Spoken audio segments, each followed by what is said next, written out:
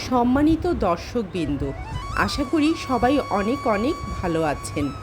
আমি রেনেসা রুমা চলে এলাম পাঁচমিশালি রান্নাঘরের পক্ষ থেকে নতুন একটি রেসিপি নিয়ে। কথায় আছে না, মাছে ভাতে বাঙালি। আজ আমি নিয়ে এলাম আমাদের বাংলাদেশের ঐতিহ্যবাহী সরিষা ইলিশ। এই ইলিশ মাছের রেসিপিটি আমি আজকে খুব সহজভাবে তৈরি করে দেখাবো। আপনারা যদি স্টেপ বাই স্টেপ ফলো করেন তাহলে খুব সহজেই এই সুস্বাদু সরিষা ইলিশটি বানিয়ে নিতে পারবেন। এই রান্নাটি করার জন্য কিন্তু আমি হলুদ আর কালো সরিষা ভালো মতো ধুয়ে পানি ঝরিয়ে নিয়েছি।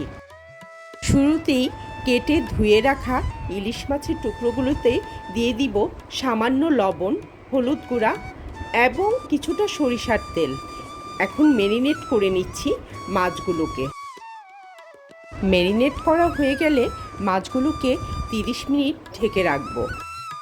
এবার একটি ব্লেন্ডারের জারে দিয়ে দিচ্ছি কয়েকটি আস্ত কাঁচামরিচ, কালো সরিষা, হলুদ সরিষা, কিছুটা পোস্ত দানা, সামান্য পানি দিয়ে দিচ্ছি সামান্য লবণ।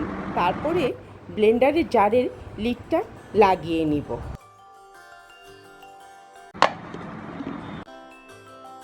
এবার সব কিছু ভালো মতো ব্লেন্ড করে নিতে হবে।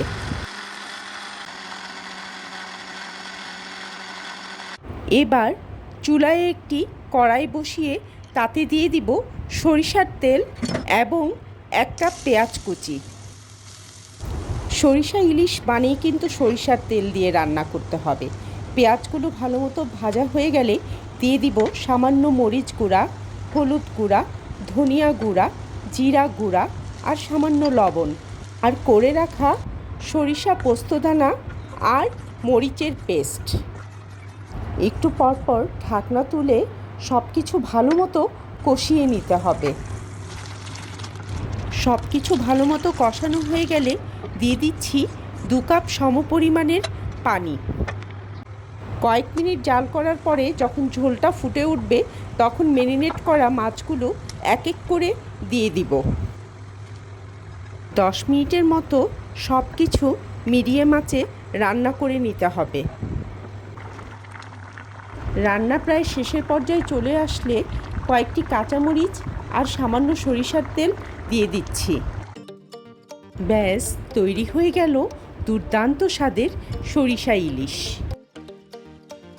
আশা করি আজকের ভিডিওটি আপনাদের ভালো লেগেছে। সবাই ভালো থাকবেন। দেখা হবে নতুন কোনো রেসিপি নিয়ে। আল্লাহ হাফেজ।